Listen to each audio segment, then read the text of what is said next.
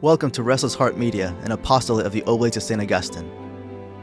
It's thanks to our generous benefactors that we can provide you with this online content to inspire and nurture your growth in the interior life, and to preserve for the Church a traditional form of the Augustinian religious life. Mass is offered weekly for our generous benefactors, as well as our divine office and our daily sacrifices.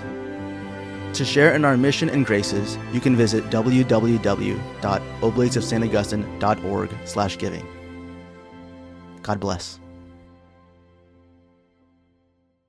So you all see your little Angelus cards there in front of you? 6 p.m., why not?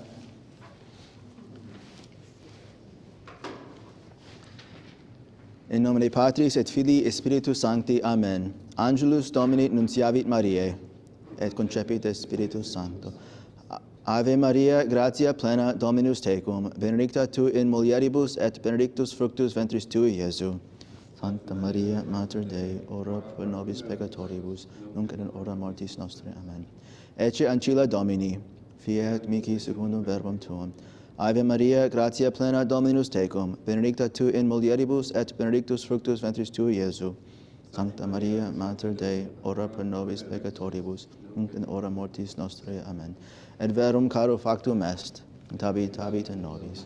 Ave Maria, gratia plena, Dominus tecum, benedicta tu in mulieribus, et benedictus fructus ventris tui, Iesu.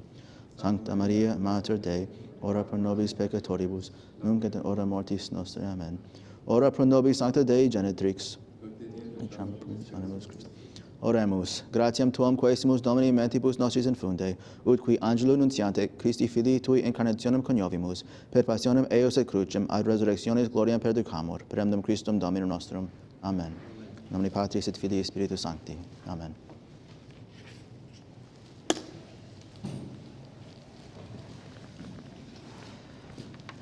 So I'm going to try this sitting down today, only because when I went to philosophy in Rome, and basically in all my other classes, the professor always taught from his desk. And of course, it was really neat because they had a microphone there and all that kind of stuff, a really nice desk on a platform. And I was always jealous of one professor. I'll never forget him because he would come without a briefcase, without any notes, and he would just sit down and lecture. A medieval philosophy professor. He was pretty smart. But obviously I have the board here to use it if I need to. So, last class. Any questions, struggles, concerns? You all understood completely? 100%? More or less? More or less. Okay, so I thought we would begin this class just kind of reviewing, summarizing kind of what we studied last week. So last week, we covered Aristotle's life and context, the purpose of the categories, what were primary and secondary substances, and the 10 categories. So the assignment, which some of you did, was a question: why is the distinction between substance and other categories significant? And so I guess in recapping, I'm going to have that in mind. So Aristotle's purpose for writing the categories, a foundational text in his logical and philosophical system, here's the key, was to establish a framework for understanding and classifying the different ways in which things can be said to exist or be predicated in language and thought. So of course, what does it mean to be predicated? It's to be said of the subject.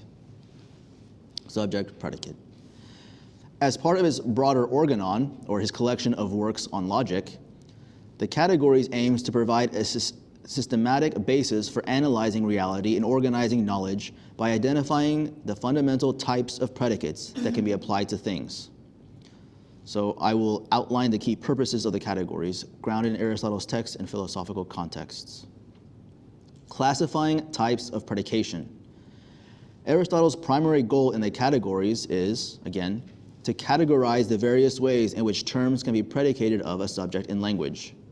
To categorize the various ways in which terms can be predicated of a subject in language. He identifies 10 categories: substance, quantity, quality, relation, place, time, position, state, action, and passion, as of fundamental kinds of predicates that describe how things exist or are related. This classification helps clarify how we talk about reality, distinguishing between what a thing is, substance, and its attributes, quality and quantity, etc.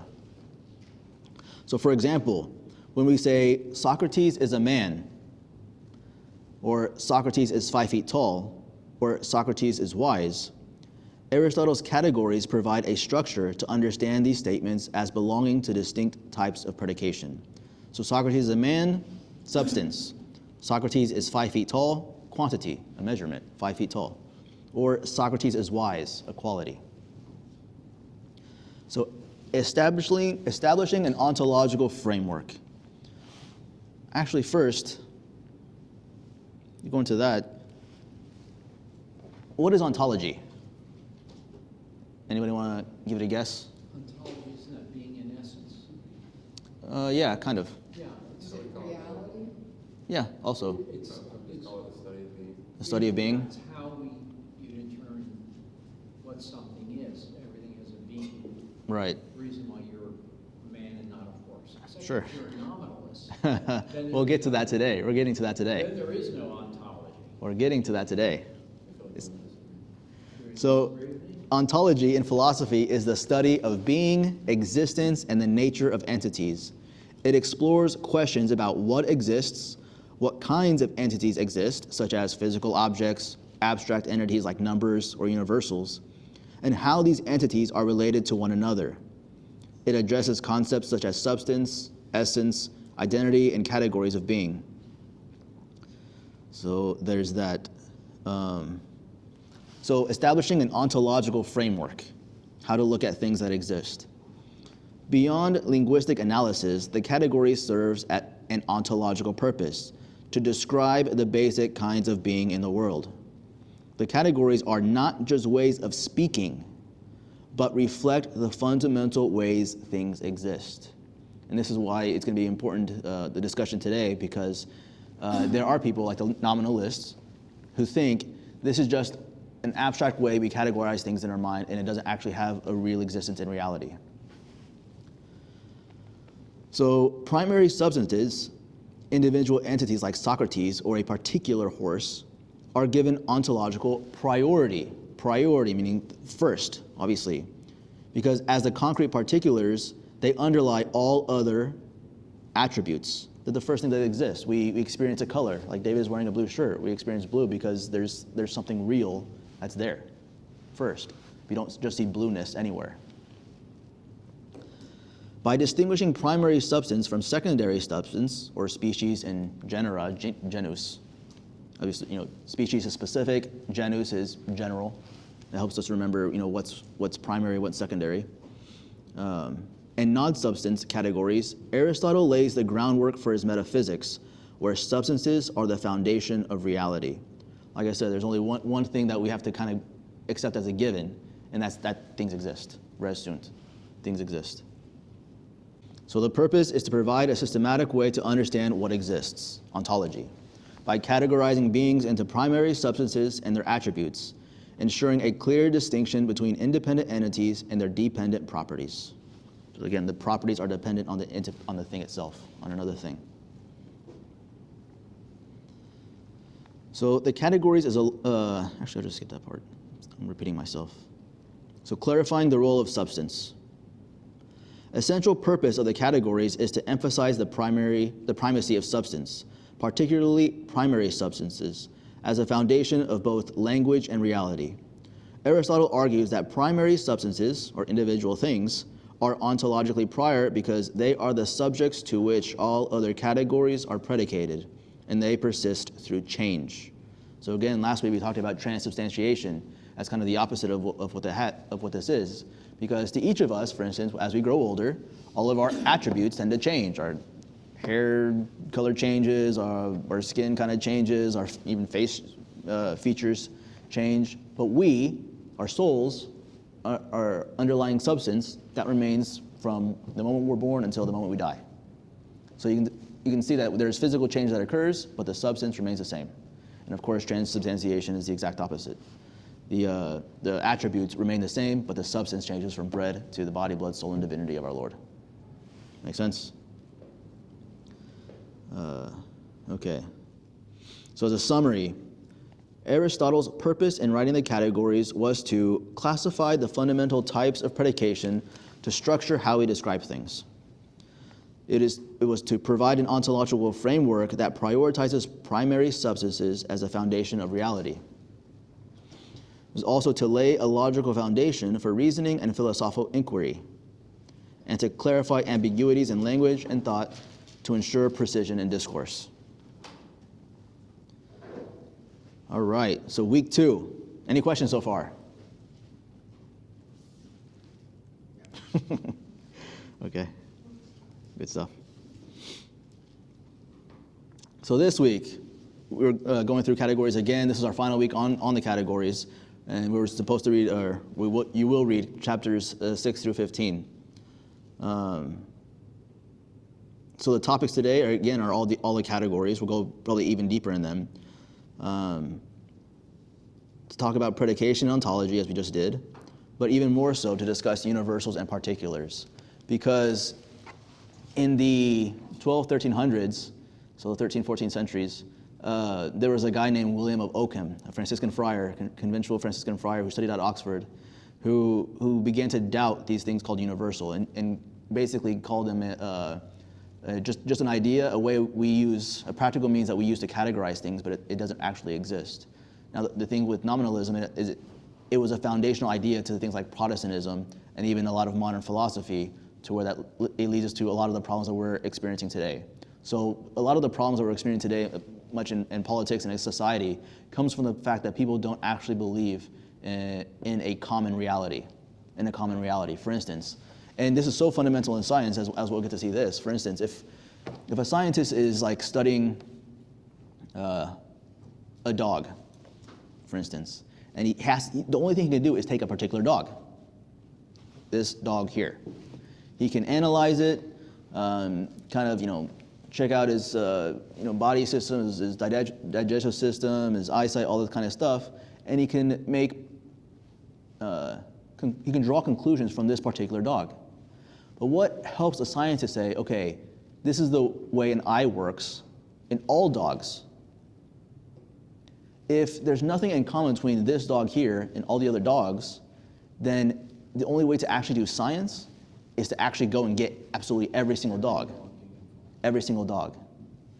But because there is something common to the nature of dogs, we can study a dog, and because we draw a conclusion from seeing this dog here, we can then apply the same information to another dog and be right in our conclusion. Make sense? Okay. So the problem of universals. So how do Aristotle and Aquinas understand and describe universal? And I bring Aquinas into this because he's kind of takes the problem and really fleshes out the answer to it. And of course, he took Aristotle's philosophy and built on it, expounded on it. So Aristotle and Aquinas offer distinct yet influential understandings of the term universal, which are central to metaphysical discussions. Aristotle defines universality in terms of predicability, what can be said about a subject, emphasizing its logical role in language and categorization. In his work on interpretation, which is actually, it follows the categories in your book, we won't be reading it, but he states, by the term universal, I mean that which is of such a nature as to be predicated of many subjects. By individual, that which is not thus predicated. Thus, man is a universal. Socrates is an individual. Make sense? Universal, man, humanity. But Socrates, an individual, particular man. Could you repeat what you said about the definition for universal? For Aristotle, it is, by the term universal, I mean that which is of such a nature as to be predicated of many subjects. So basically that which can be said of many subjects of the same nature.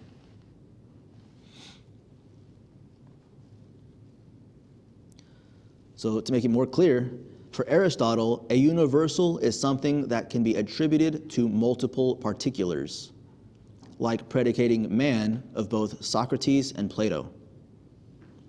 It is not an independent entity, but a property or essence that applies across instances. Rooted, oh, actually, here's a big word again. Rooted in his hylomorphic framework. So hylomorphic, again, last week we talked about the four causes, the four explanations of a thing. We have matter, form, agent or efficient cause, and final cause, right? I'll write that up on the board, actually. So, and actually next week we'll get into the physics and we'll actually hit this pretty hard, the four causes. So hylomorphic is just that there's a formal cause and a material cause. So in a sense, body and soul, both together. As we'll see, you really can't have these two in this reality with material things. You can't have these two things independent of one another. You always have material and formal. You'll always have the formal being kind of the soul of a thing, so to speak, the essence of a thing, the nature. We'll get to this big word next week, probably quiddity. Quid. What is... The whatness of it? What is... yeah, the whatness. Quid means what in Latin? Quid means what in Latin? You keep saying it. Quid means what in Latin? What? Anybody? There you go. Sorry, it's just a little fun Latin joke here. If it went over your head, quid is the Latin word for what? So quid means what in Latin? But you say like a question. Anyway. Can it mean who as No, well? quo is Yeah. Quo is There's all this quid quo pro, quo que. Quid quo pro. Oh man, one of the most confusing lessons I had in theology. This was in Rome too. The difference between qua and que, and fides qua and fides que. I was like, this is bizarre. Anyway, barely know Italian. I'm learning Latin. Anyway. So hylomorphic is matter-form framework where universals are realized in concrete individuals. So that's interesting. Universals are realized in concrete individuals. Like we realize them in concrete things. So like we were talking about the vet looking at the dog, we realize the universal of dog in a concrete particular dog. So Aquinas, building on Aristotle but integrating Christian theology, expands his definition to include unity and community. He notes that unity and community are included in the definition of a universal. He also describes universality as communicability. For that which makes Socrates a man can be communicated to many, but that which makes him this man cannot be communicated except to only one. So for Aquinas, a universal is not merely predicable, but inherently shareable or common among many. Yet, it exists differently in the mind as a concept versus in things as individualized. He distinguishes the nature considered absolutely. And in this considering of what does it mean to consider something absolutely? Anybody have an idea? To consider something absolutely. What does absolute mean? Like complete, right? it can't, it's the final. Right. Absolutely can't be, that's it, So here's the thing, it's final, it's more of the idea of complete. complete. So for instance, how many sexes are there in humanity? 2. Do you possess both of them? No, Do you possess both of them? So when we consider humanity, what do we have to consider? 2 sets. So in considering something absolutely, we consider it in its totality, in its entirety. We don't consider it abstracting something in particular or just minimalizing it in just one thing. Because once we start considering man and woman as woman, then we're talking about something different. Not so much humanity, but in specifically man and woman. Does that make sense? So this is what it means to consider something absolutely. The whole nature of the thing. The whole nature of the thing. Avoiding reification of universals as separate entities. This contrasts with Aristotle's more logical focus by grounding universality in metaphysical essence and being. So Aquinas made it a little bit easier, actually. So how should we understand universal? How should we do it? Without presupposing a specific solution, we can propose a neutral definition of universal. And this is how it's easier to get, so we made it a little bit easier here. Something capable of being common to many individuals. Something capable of being common to many individuals. For example, man is common to Peter and Paul. But this leaves open whether the commonality is a word, concept, extra mental thing, or something else. So something in our mind or something outside of our mind, or anything else. Conversely, an individual is not communicable, incapable of being shared among many. For example, there cannot be multiple Socrateses. As the specific teacher of Plato, the husband of Xantippe, or tried for impiety, those sorts of things. You have multiple people named Socrates, but not of the individual person. So this definition highlights the mutual exclusivity of universal and individual. Nothing can be both simultaneously. Nothing can be both a universal and a particular simultaneously.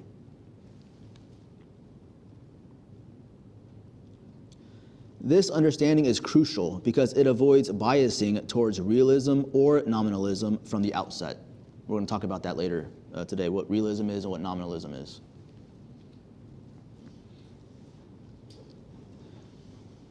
It allows discussion on Porphyry's question, rephrased as, do universals, such as animal and man, exist outside of the mind? Without committing to an answer. So what do you guys think? Do universals exist outside the mind?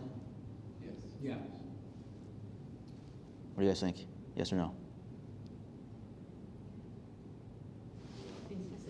Yes, yes. No, What- what? I have a question. I got, no, because, you know, you see individuals. Uh-huh. So you're saying no? I'm gonna say no, because you see individuals outside, but I can understand inside the mind, you know, look at you, Uh-huh. that's a man. Mm-hmm. You know, I reckon. Are we thinking inside, like our minds collectively, or the individual's mind? Because because the universals were there before me, and they'll be there long after me, but they're still only mental objects belonging only to mental beings. Okay, so if there's only mental objects, you get something interesting. Are there only mental objects? What do we study when we study, like science, for instance? Are we studying just the objects in our mind, or are we studying an actual thing concrete outside of us? Sometimes we're not too sure. Subatomic physics.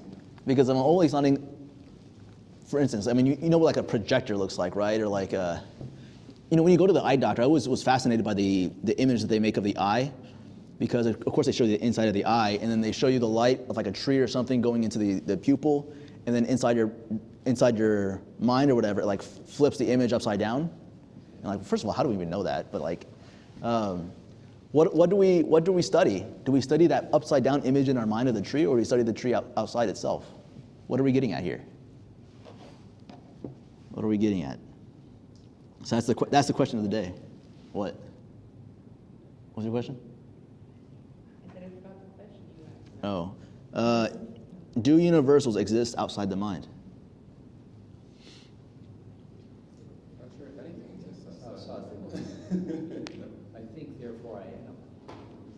So by framing universality as potential commonality, it facilitates analysis of historical positions, like nominalism, where debates hinge on whether this commonality is real, in terms of extra mental outside of our mind, or merely mental or linguistic. Merely mental or linguistic. Sorry, like difference between objective and subjective here? Yeah, so objective is things that are the same to all of us, that we could all experience in the same way. Subjective is basically, you have your truth, I have my truth.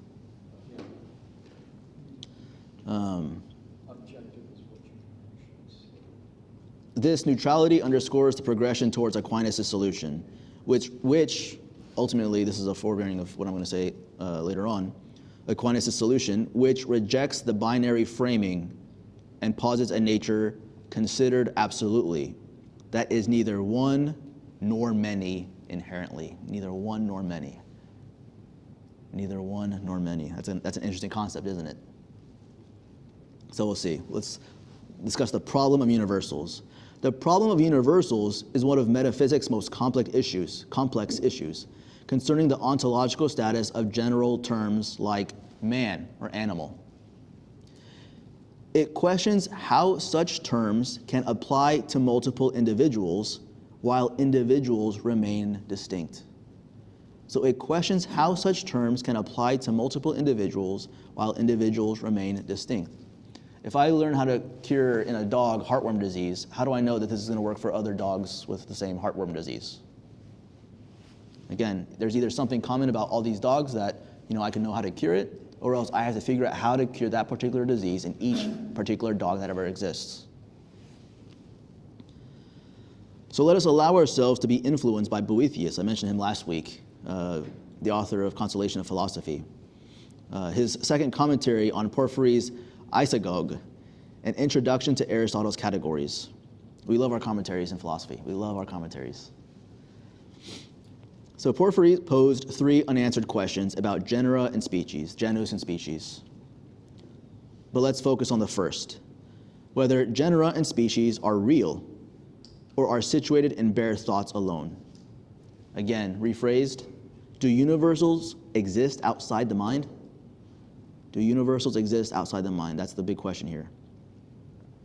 So there's only really 2 answers, yes or no. Yes or no, they either do or they don't. The yes answer is a philosophy known as realism. Realism. The no answer is a philosophy known as nominalism. So only yes, realism, or no, nominalism, answers are possible. Yet, as we were kind of getting at, both face severe challenges. Both face severe challenges. The problem arises because universals seem necessary for knowledge, science, and predication. If everything is purely individual, how do we classify or generalize? Only falsely. What? Only falsely. Only falsely. This dilemma persisted until Aquinas, influenced by Avicenna, who reframed it by rejecting the question's binary structure. Of course. Of course, why not? Just rephrase the question. Make it easier. So let's look at nominalism first. Nominalism, William of Ockham, O-C-K-H-A-M, William of Ockham. The problem of identity of relation and what relation is to Plato and Aristotle. Playing musical chairs over here. It's too cold. Oh. So what is nominalism? Nominalism denies universals extra mental existence. So nominalism doesn't believe universals exist in reality, outside our mind. But it posits them as mere names or concepts. Strictly speaking, nominalists should view universals as words. Nomen is a Latin word for name. Nominalism is just a label, it's just a name, just a word. But medieval nominists like William of Ockham, 1287 to 1347, typically saw them as mental contents referred to by words. Mental contents referred to by words. In one of his books, Ockham states the subject of a scientific proposition is a mental content or a word. So he stated that the subject of a scientific proposition is a mental content or a word. Responding to an objection that philosophy must be about real things, he clarifies, a real science is not about things, but about mental contents standing for things. This reduces science to mental constructs, losing its objective foundation in reality. Consequently, nominalism ties philosophy to cognition, or the study of the mind, rather than the study of being. You guys see how that worked? So if these things that we're studying, like dog, or this dog, is simply an idea in my mind, when I'm investigating dog, what am I investigating? What am I studying if not just a concept or idea in my mind? Am I studying a real thing? If dog isn't a real thing, when I'm looking at an actual dog, again, how do I apply this to other dogs? Is it possible? Eileen, you look like a light bulb went over your head. Does that make sense? Yeah. Okay. You have to already have a notion of dogmas before you tested any new object to be a part of it. Exactly. And it'd be really, really hard to be prejudicial if we didn't apply this, Like, for instance, if there was a mean dog, a Rottweiler, if we didn't know what a Rottweiler was, we wouldn't be able to have that sense of fear of when one starts to chase us. It's like, oh, this one probably just wants to jump on me and lick my face. Yeah, right. So a key weakness is the problem of identity or sameness, the problem of sameness. There's a medieval way of discussing relations, which include 4 terms: subject, term, ground, and relation. For Plato and Aristotle, a relation is the referring of one thing to another. So you can refer to Plato's Republic, in another book, Sophist, or Aristotle's Categories and his Metaphysics. It's a relation. So take, for example, Peter, the subject, relates to Paul, the term, via identity or sameness, qua man, as man. So you can say something about Peter and Paul simultaneously because they share something similar, man, their humanity, relation, grounded in something common. Nominalists hold everything existing is individual. So Peter and Paul share nothing extramentally or outside of the mind. The ground, the ground is the mental concept man. Thus, the identity or sameness is a relation merely of concepts in the mind, of reason, a relation of reason, mind-dependent, not a real relation between independent things independent of the mind. So it's just what I see the same, basically, rather than what actually is the same. Does that make sense? I like this idea of individuals only ever individuals. It seems to me very ironically materialist. Yeah. The only thing that ever exists are just actual individuals all around doing all their own thing. Yeah, and if it's hard to grasp, if this is hard to grasp, it's because we naturally think in a different way than this. We do think, imagine a baby playing with toys, recognizing shapes, and they see a block that's a square, and they have this toy where they're supposed to put the square in the little slot. There's a relation that the baby is able to make between this shape here from this particular object and the same shape in another object and say this goes here. Does that make sense? So we naturally are realists. It only takes, leave it to a philosopher to screw things up for everybody, make everything hard. I want to see things differently. Okay. Yeah, so this fails to explain real sameness in the world, making science subjective. So, okay, finally, realism. Realism, Plato's transcendental realism, immanent realism. Realism in universals context means universals exist outside the mind. But broader metaphysical realism affirms things mind-independent existence against idealism. And epistemological realism. So epistemological is just a really, really, really fancy way of saying the philosophy of knowledge, how we come to know.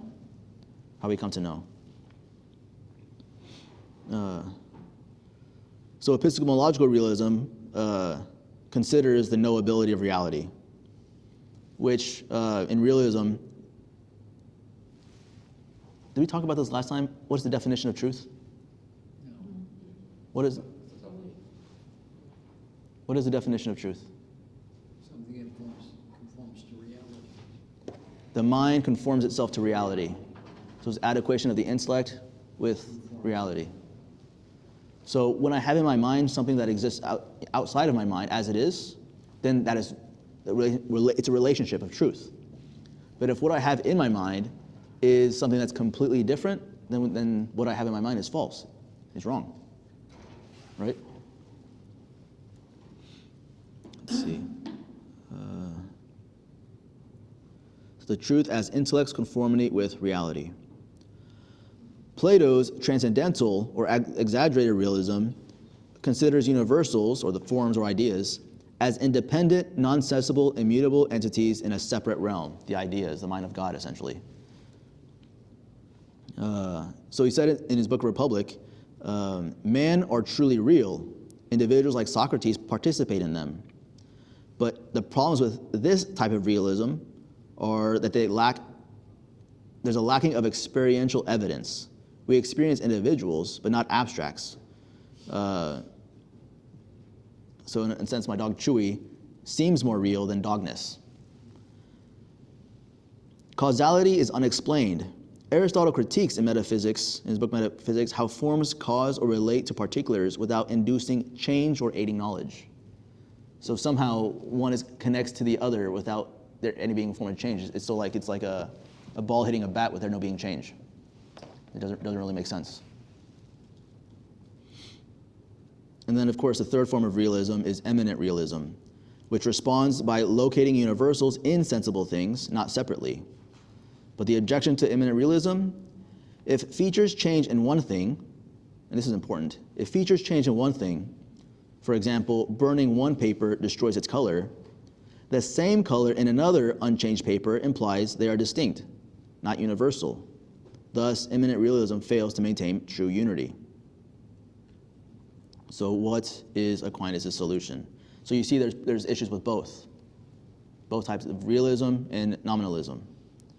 And so Aquinas comes up with a solution.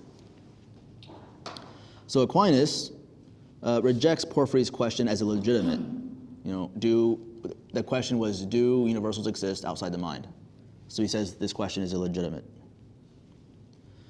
Influenced by Avicenna, the Muslim philosopher, Avicenna realized human nature is neither one nor many inherently. Unity or multiplicity are accidental. They're accidental. So not essential, but accidental. It has no prior being, but is neutral.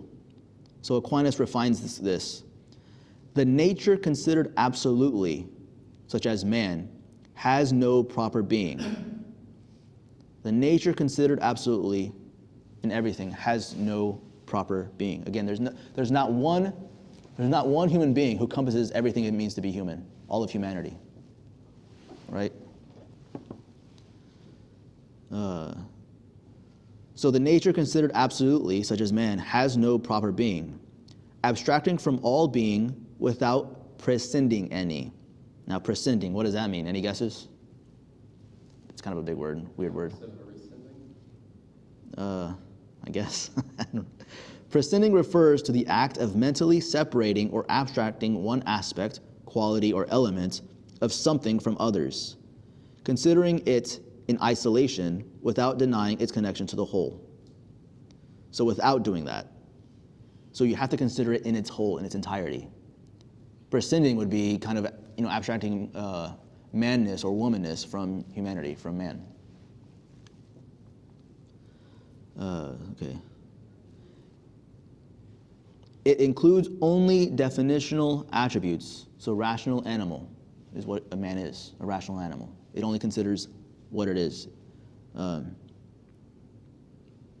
its definition, and is neutral to either one or many. It is neutral to either unity or multiplicity. So its key parts, the key parts of the solution. It rejects the existence question. Nature absolutely has no being, so it neither exists nor does it not exist, which is kind of a weird thing. It neither exists nor doesn't exist. It's like, okay, so what? But it solves identity. It can be identical in many. It can be the same in many. But it differs from the other realism variants that we talked about. It's not transcendental because there are no proper forms or beings like forms like in some other reality like Plato thought. Nor is it eminent because the nature in Socrates is individual and not universal. And it avoids nominalism. Commonality, the same things common amongst individuals of a particular species, is absolute nature, not just concepts, though intellect apprehends it universally as a likeness. Any questions on that phrase there? The intellect apprehends it universally as a likeness. So my intellect is able to see through multiple individuals or particulars of a species and apprehend from that its likeness. I could look at two human beings in completely different scenarios, and even though they have different attributes, you go to Africa, you experience a different kind of being as you would in Scandinavia. But your mind apprehends human nature from both of them. Make sense? So the mind is able to apprehend the likeness, even when attributes are very different. So again, the foundation of science and reality.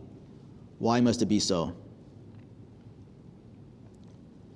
Science must be grounded extra-mentally because speculative sciences concern unmakeable things, so natural things, ordered to truth, so that intellect, reality, conformity, truth. My intellect conforms with reality. Nominalism fails here as mental grounds make identity mind dependent. The likeness only exists in my mind. They don't exist in reality. They don't exist outside my mind.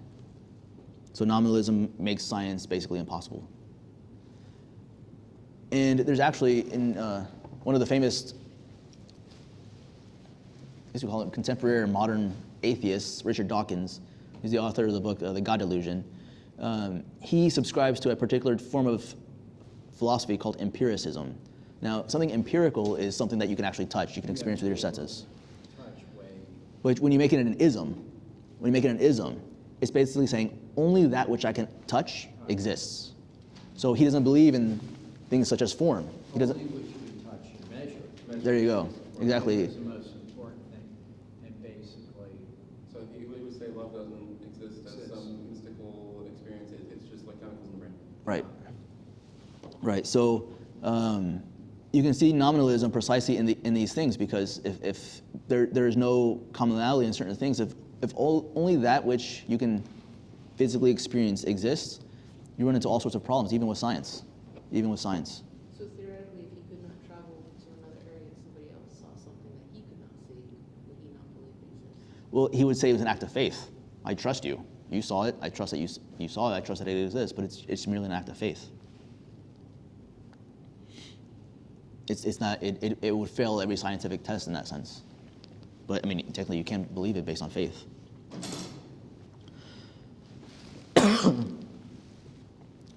So in Aquinas, the ground is God. The ground, where you put your feet on, so to speak. What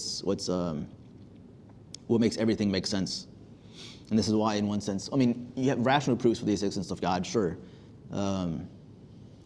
And I think his rational proofs are sufficient so there's no real theology, there's no real divine revelation that he's taking to make God a ground, but rather he's using what he knows through reason. In Aquinas, the ground is God. Natures exist eternally in God's knowledge as exemplar causes.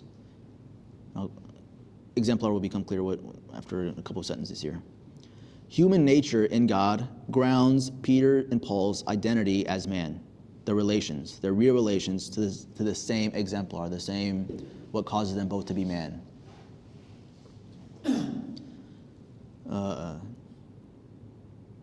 So these sorts of truths hold because of the divine intellect. Interesting. Psychology, which means space, the study of the soul.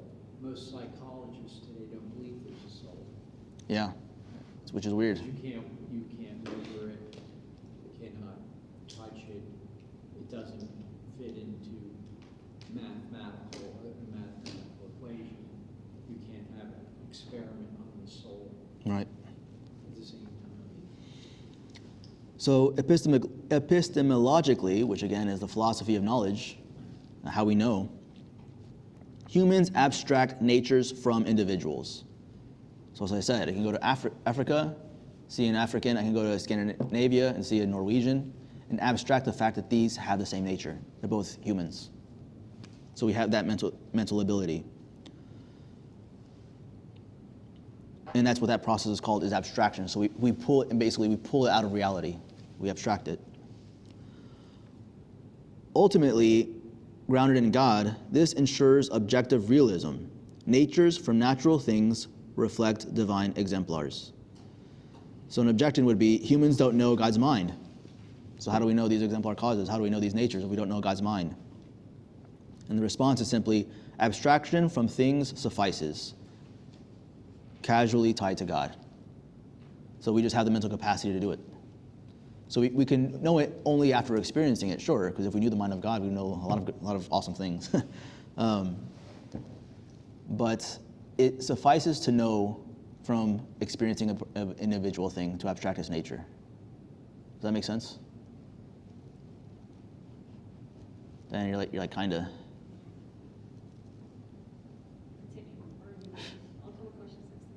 You'll come with questions next time, okay?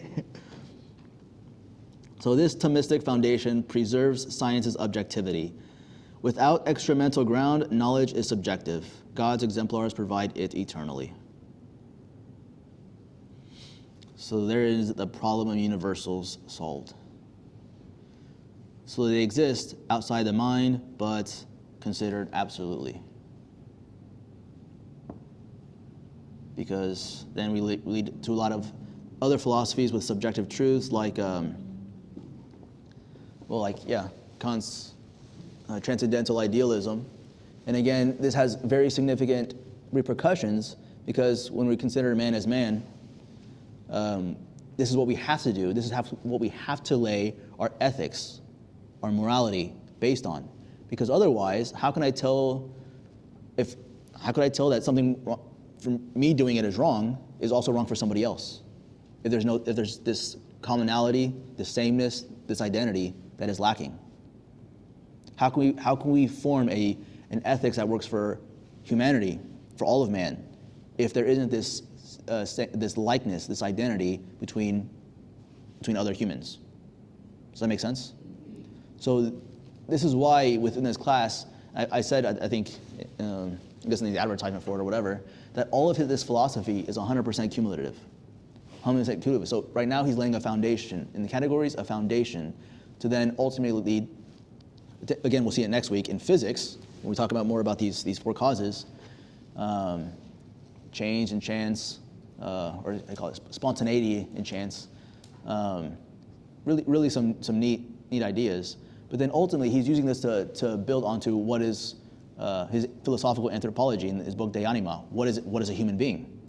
The three types of souls. The vegetative soul, we see plants are alive, so we talk about life is an animated thing. So they have a particular soul. Then you have the animal soul, which of course has a different type of animation other than a plant. They can have instincts and react to certain things. But then you have the human soul, the rational soul. And so you make the differentiates between the three different types of soul, and then you come to the conclusion, of course, that humans are rational. They have an intellect and a will. It's okay, what's the perfect for the intellect and a will then? And then you get to ethics and morality. But all of that we can't get to unless we acknowledge that the universal man exists. You see how that works? You see how that's important? Okay, so in your readings, actually, I'll first answer the question that I pose for the class discussion next week, so that nobody gets mad at me like, oh, Father Martin, you didn't answer this question very clearly. So the question is, how does Aristotle's theory of predication shape his ontology? So how does his theory of all these predicates, these categories, shape basically how he understands how things exist? So Aristotle's predication theory shapes his ontology by revealing that reality is not a mere collection of entities, but a dependent hierarchy. Predication demonstrates ontological dependence. Non-substantial categories like accidents cannot exist independently, but must inhere in or be attributed to substances. Again, there's no such thing as the blueness as a thing itself. It has to be part of something else. David's shirt or Jonathan's shirt or something. It has to be basically attached to something, on something. Kind of like I guess you could say it's parasitical, it's a parasite.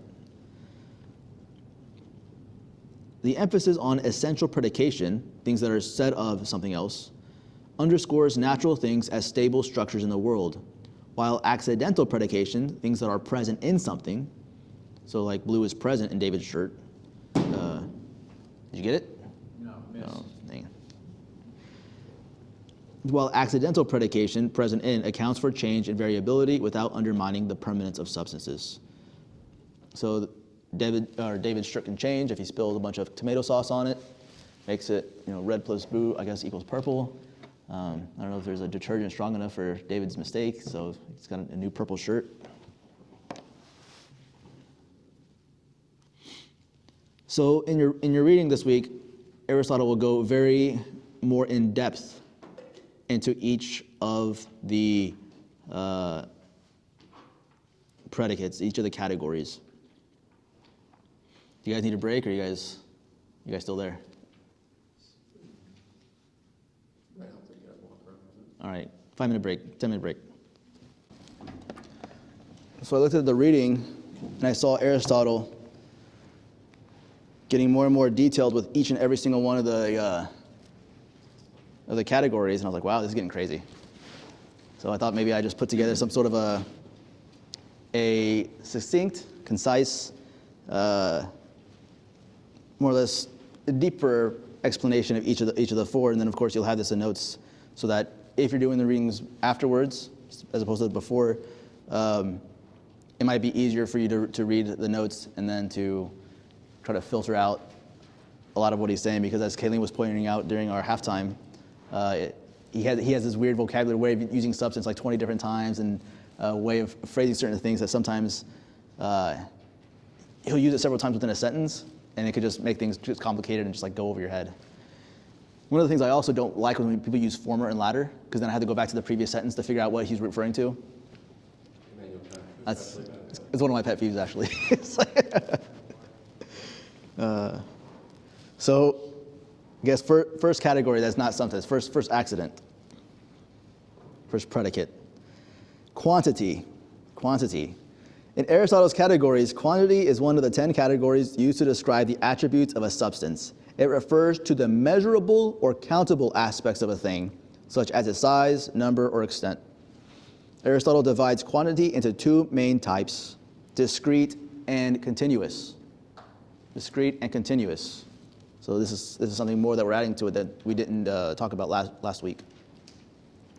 So discrete quantities. These are quantities that have distinct, separable parts and are typically counted. Examples include numbers, 1, 2, 3, and linguistic units, words or syllables.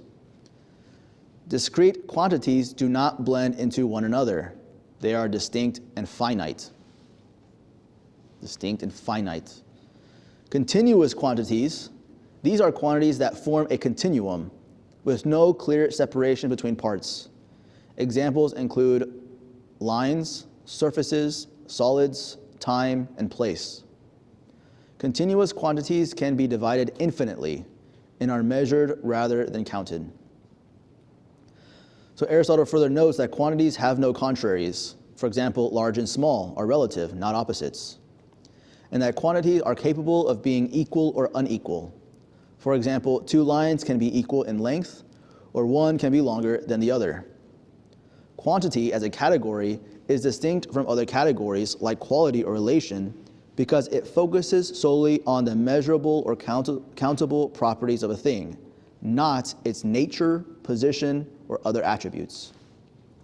In summary, Aristotle's concept of quantity in the categories is about the measurable or countable properties of a substance, divided into discrete or countable and continuous, measurable types, which allow for comparisons of equality or inequality. Any questions? Pretty. Seems like the difference between discrete and continuous there is whether or not a thing is divisible. Yeah, basically finite or infinite, in a sense. Ethically discrete as an atomic structure. Yep. In the sense that there's parts that can't be cut anymore. Or I guess you could, it said, you could be divided infinitely. Quality. In Aristotle's categories, quality is one of the 10 categories used to describe attributes of a substance distinct from quantity, relation, or other categories. Quality refers to the characteristics or attributes that define what a thing is, what a thing is like, beyond its mere quantity or extent. Aristotle identifies four main types of quality. Habits and dispositions. These are stable or temporary characteristics that affect how a thing behaves or is inclined to act. Habit, of course. A habit is a more permanent quality, like knowledge or virtue, while a disposition is less fixed, like health or sickness. Natural capacities or incapacities. These refer to inherent abilities or lack thereof, such as the capacity to see or the incapacity to fly. They describe what a thing is naturally capable of doing.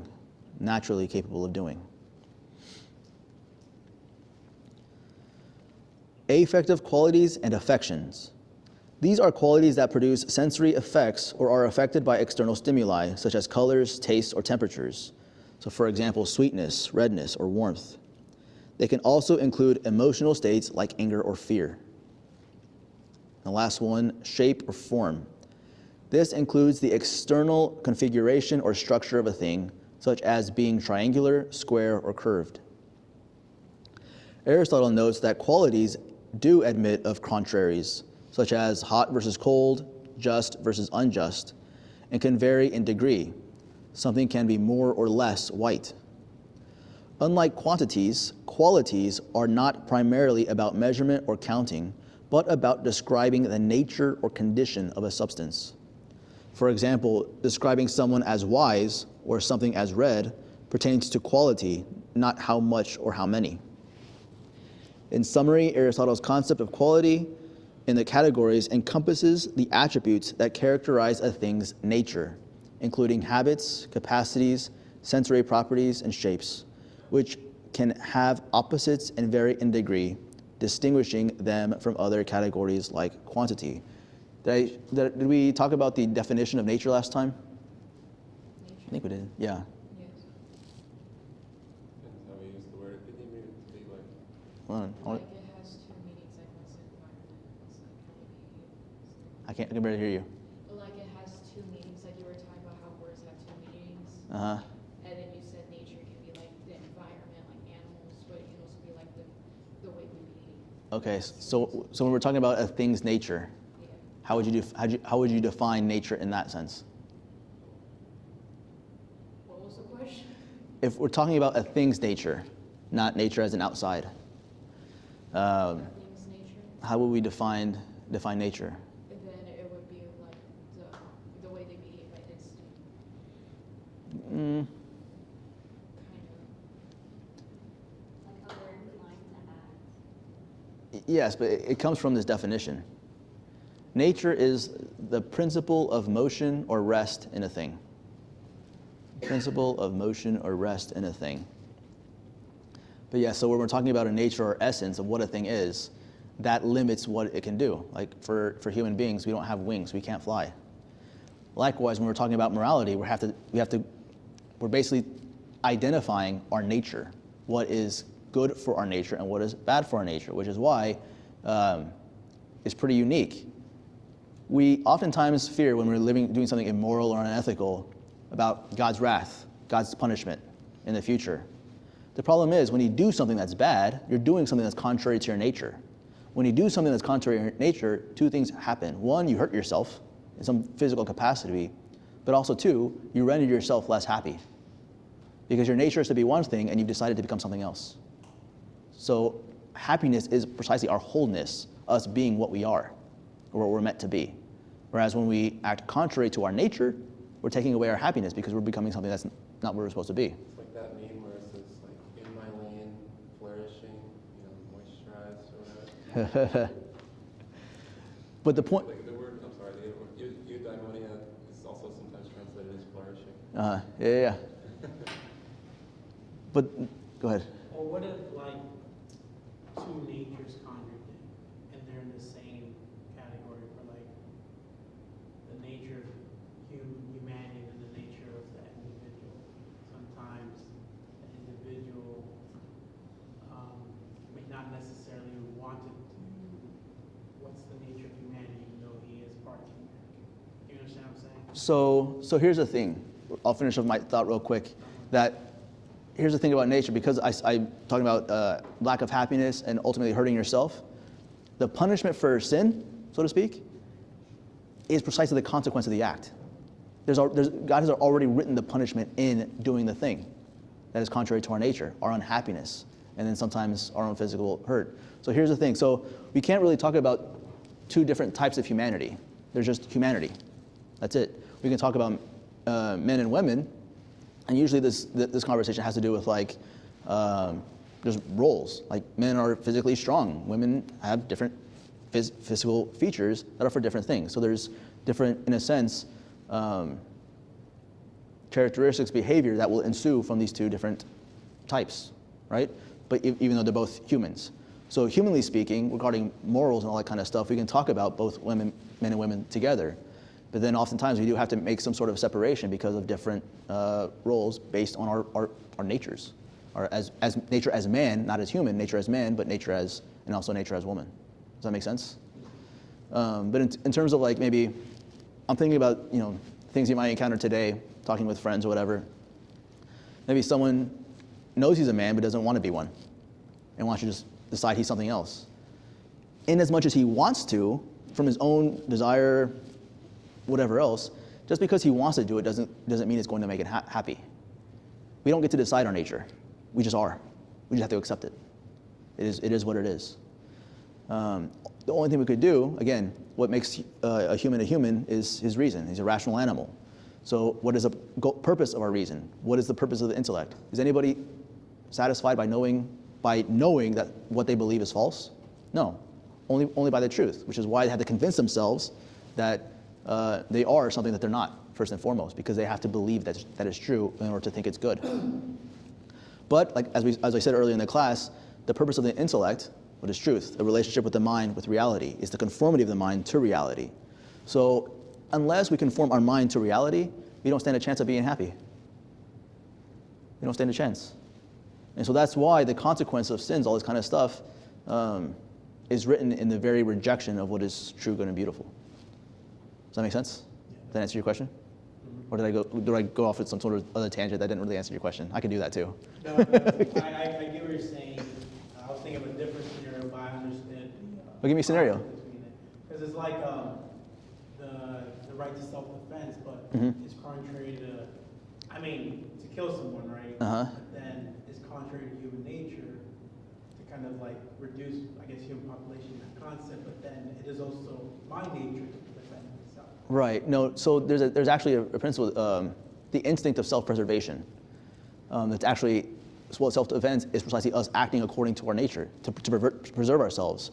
What is unique? I mean, sometimes you might see like this happen even to police officers, where two will get down from a car, whatever, encounter someone with a gun.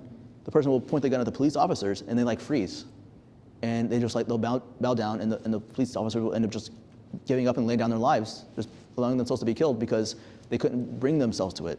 Now there might have been something, a psychological trauma in their past, in their lives, that has become a defect in their reaction in those situations. Does that make sense? But no, I mean, we have a natural, actually, instinct to preserve our own life. Does that make sense? So also, again, like, it's a sin, it's immoral, it's unethical to end the life of an innocent human being. But also we have to talk about the death penalty, retributive justice, restoring order back to society. I mean, there might be someone who might find that job particularly nauseating, but nevertheless, it's perfectly in conformity with our nature. Does that make sense?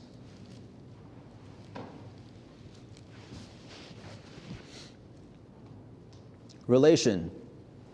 In Aristotle's categories, relation is one of the 10 categories used to describe attributes of a substance, focusing on how a thing stands in connection to something else. Relation, or relative, refers to properties that a substance has by virtue of its relationship to another thing, rather than in itself. These properties cannot exist independently, but depend on the existence of something else. For example, a father is a father only in relation to a child. Larger implies something is larger than something else. Double exists only in relation to a half. So key points about relation. Dependence on correlatives. A relative term always involves a pair, where one term implies the other, master and slave, greater and lesser. The existence of one implies the existence of the other. No inherent essence. Relational attributes do not describe the essence or independent nature of a thing, but rather how it relates to something external. For instance, being taller does not describe a thing's intrinsic qualities like color or size, but its comparison to another. Reciprocity. Many relatives are reciprocal, meaning the relation works both ways. For example, if A is the parent of B, B is the child of A. However, Aristotle notes that some relations, like knowledge related to the knowable, may not always have a clear reciprocal term. Airhead, I guess, it would be a reciprocal term of knowledge. I don't know. Variation in degree. Unlike qualities, which often admit of degrees, more or less white, relations like double or equal do not typically vary in degree unless the related forms themselves do. Aristotle also distinguishes relation from other categories like quality or quantity. For example, being large as a quantity is different from being larger as a relation, since the latter, again, there's a word latter there, since the word larger requires comparison to something else. See, we can all commit even our own pet peeves.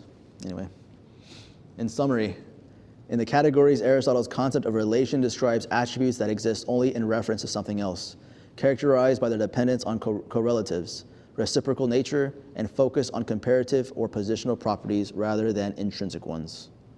So it's relational. Place. In Aristotle's categories, place is one of the 10 categories used to describe attributes of a substance, focusing on the spatial location or position of a thing. Place refers to where a substance is situated in relation to its surroundings, answering the question, where is it? Spatial location. Place is a specific location or environment in which a substance exists, such as in the marketplace, in the lyceum, or under the tree. Again, lyceum is Aristotle's school. It describes the external context or container of a thing. That's spatial location. This is continuous quantity. Continuous quantity. Aristotle connects place to continuous quantities like lines or surfaces, as it involves the spatial extension or boundaries that surround a substance. For example, a body occupies a place defined by its surrounding space. No contraries or degrees. Unlike qualities, example hot or cold, place does not admit of contraries or degrees. A thing is simply in one place or another. There is no opposite of being in a particular place, nor can a place be more or less a place. I remember when I was a kid, when we went on vacation, my family rented out one of those like 12-passenger vans, and then I wanted to be smart, and so I laid down on the seats going all three directions. And I was very proud of myself because I was in 3 places at once: the back seat, the middle seat, and the front seat. Anyway. Distinct from other categories. Place is distinct from quantity, which deals with measurable extent like size, or relation, which involves comparison to something else. It is solely about the where of a substance, not its size, not its shape, or relation to other things, just where. Change of place. Aristotle notes that movement or change in place, locomotion, is a key way substances can change, such as moving from one location to another, from the house to the garden. In summary, in the categories, Aristotle's concept of place describes the spatial location or environment in which a substance exists, characterized as continuous, non-oppositional attributes that answers where the thing is, distinct from its intrinsic properties or relations. Time. In Aristotle's questions? Is place or time considered accidental? Well, they're all accidental. I was thinking there's got to be some examples of time and place that are essential. Like if a thing isn't in a certain place, or if it isn't at a certain time, then it just isn't what you think it is, or isn't what it is. Like what? Like if you take a pair of scissors in the kitchen and you dig a hole outside and you bury it in the ground. Like they're still, in a way, they're still scissors, but they're not a tool for you anymore. They're just not what they're not what they are anymore because they're not in a place to be used. I mean, there's still scissors, and all it means is that you can't find them when you're looking for it. Yeah. Well, I guess Maybe I'm stuck in a functional ontology just because it's not acting as scissors. It can't be used as such. Oh, right, but yeah, it's still scissors, though. Well, that has a lot of dangerous connotations to it. If a human being is unconscious and not able to act like a human being with reason and will, are they still a human being? In a way, no. But Well, in a way, definitely yes. Well, we say yes, but they're simply deprived. They're deprived by some physical reason to act according to their nature. So, for instance, blindness. It's not a real existence. It's the absence of something that exists. Same as evil. Does evil exist? No, evil is simply the deprivation of a good. So it's a real absence, not a real presence. It's a real absence. So like when we're talking about a physical evil, like blindness or deafness, we're talking about a real absence, something that is supposed to be there but isn't. But given the nature of the soul will retain the power to see, retain the power to hear. So that, for instance, there's some that people that can have something drilled into their skull or head or whatever and attached to their ear and all that kind of stuff. They turn it on, boom, they can hear. Their soul still maintained the power to hear, though there was a physical deprivation. Does that make sense? So even though these things, when we're talking about in a smaller scale, even though there was still a real absence of something, their nature remained the same, their soul remained the same, their essence remained the same.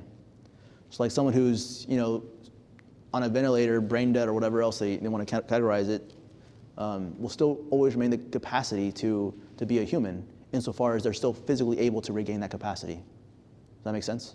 Which is why you see some people, like after 10 years being brain dead, they come back to life, and oh yeah, I heard everything, blah, blah, blah. Does that make sense? Sure. I just can't help but try to think of examples. So like, imagine you gave this lecture, but it was like in a different place, and like we weren't here. It wouldn't call it a class anymore.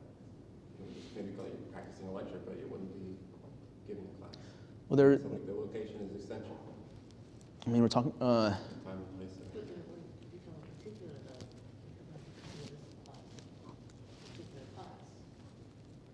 I mean, in one sense, I could write up the notes and still call it a class.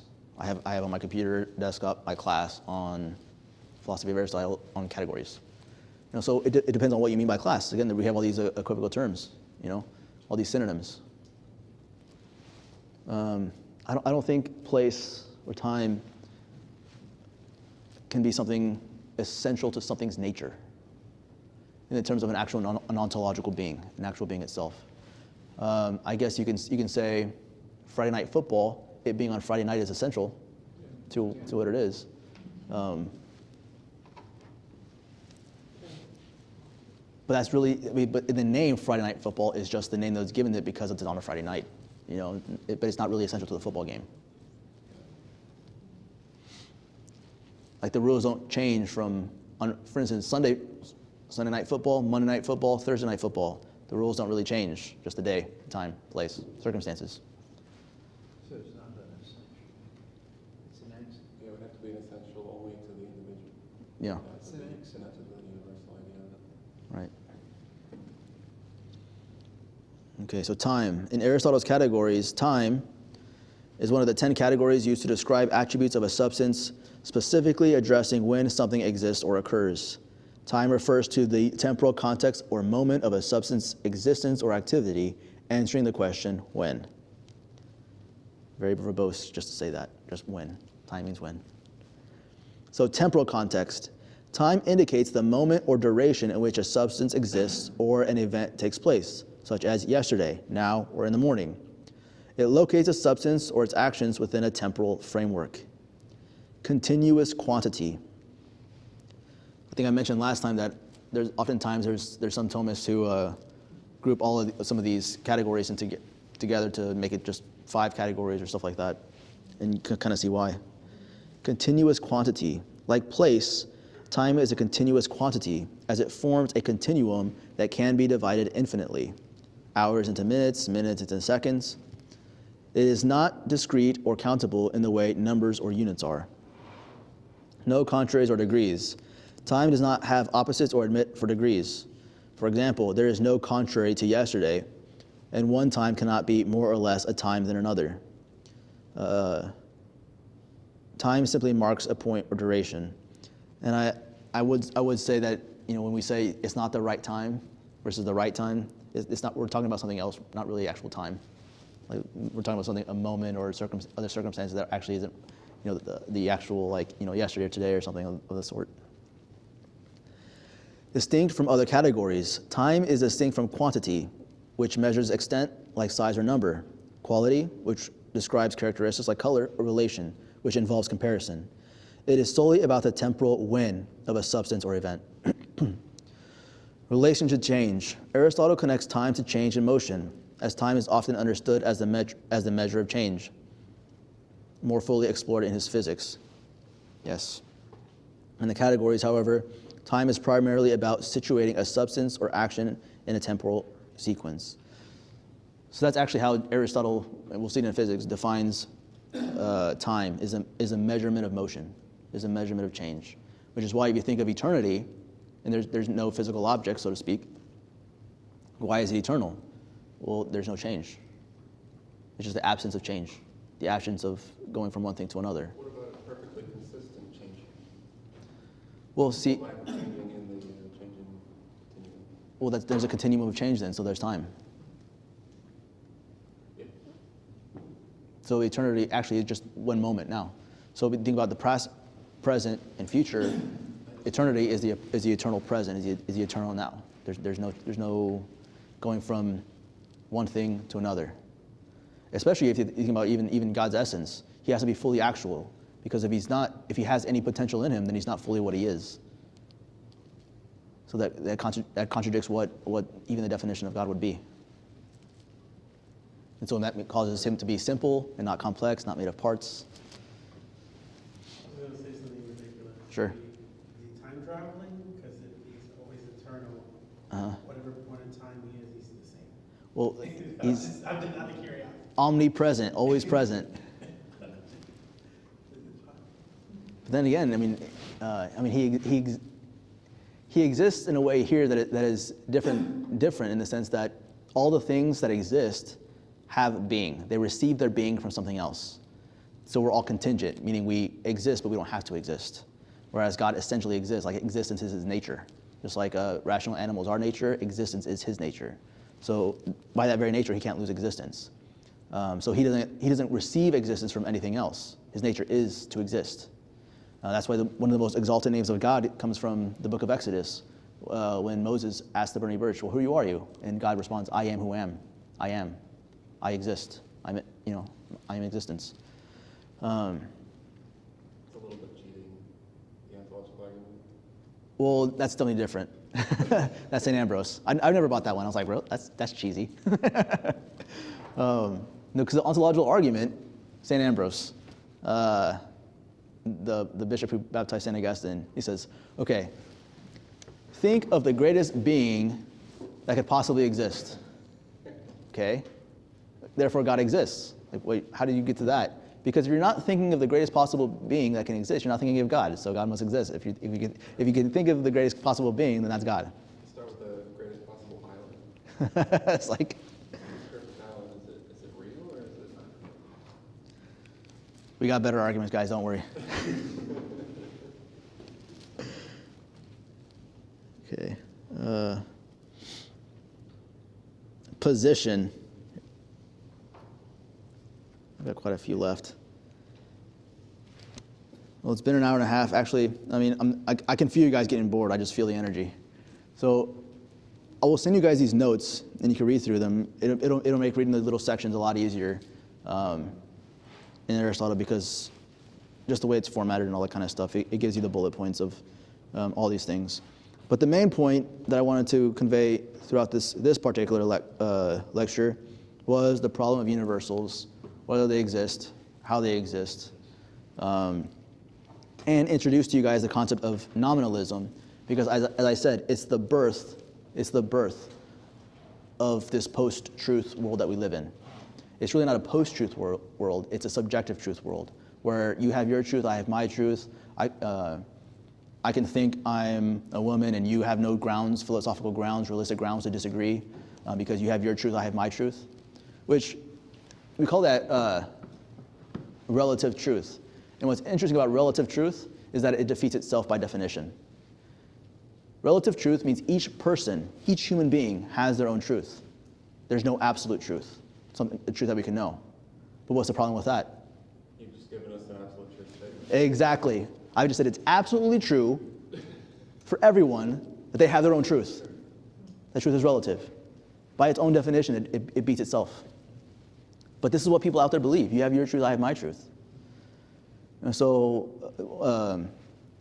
nominalism is where we get things. These universals have to exist. Being nice to each other depends on it. All right, so any more questions, comments, concerns? All right, should we end with a prayer? Hail Mary, full of grace, the Lord is with thee. Blessed art thou among women, and blessed is the fruit of thy womb, Jesus. Holy Mary, Mother of God, pray for us sinners, now and at the hour of death. Amen. Our Lady, redemptive of captives, pray for us. In the name of the Father, Son, and the Holy Ghost. Amen.